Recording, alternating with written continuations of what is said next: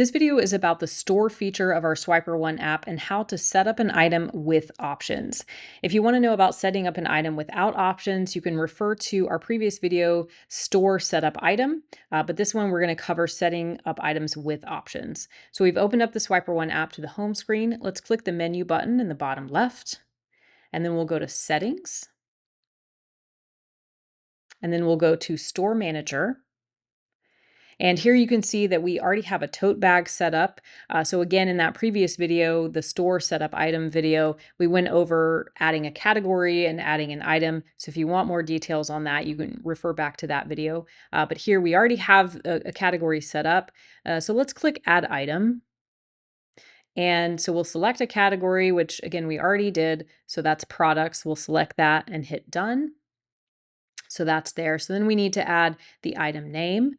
So let's just say that we are selling t-shirts. So let's say t-shirts for the item name. And then we're going to want to repeat that in the next box.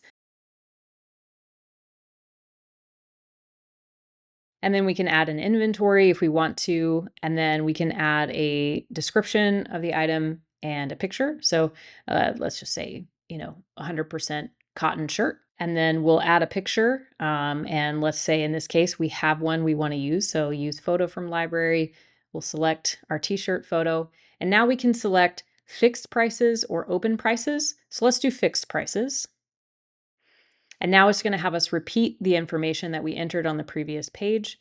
So t-shirt, again, t-shirt. And now we can add in a price. So let's say $25. And we can add SKU, GAU information, as well as an end date if we want to. And then we'll hit Add Price when we're done. Then click Done.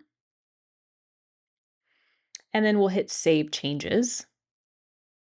And here we want to add some options to this product. So we'll hit Yes. And now we're going to enter in our option type. So that could be various things, like that could be color, but in this case, let's go with size, and then we will put in another image. In this case, we'll just we'll go back to our library, and we'll reuse the same photo of the t-shirt, and then we will add in our option name. So let's call this medium. And then, if there is a different price for this item, like an upcharge for a certain size, we can add that, and then the SKU and GAU information, and then we'll hit save when we're done. And that'll bring up a new blank screen if we want to keep adding. So in this case, we do. So we'll pick the option type again as size. And then we will enter the option name. So for this, let's say large this time. And we'll put in the same t-shirt picture again as well. And then we'll hit save when we're ready. And let's go ahead and enter one more. So we have the blank screen, option type, we'll hit size and then done right above that to enter in the size. And then we'll go ahead and add our picture one more time. And then for option name, let's call this one extra large. And to show as an example of how you can make the item prices different, let's just say there's a $2 upcharge for this size. So we'll add that in there. And then we'll hit save and then done.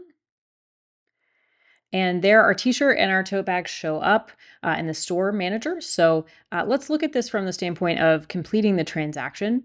So let's go back to the menu button in the bottom left corner. And then we'll hit home.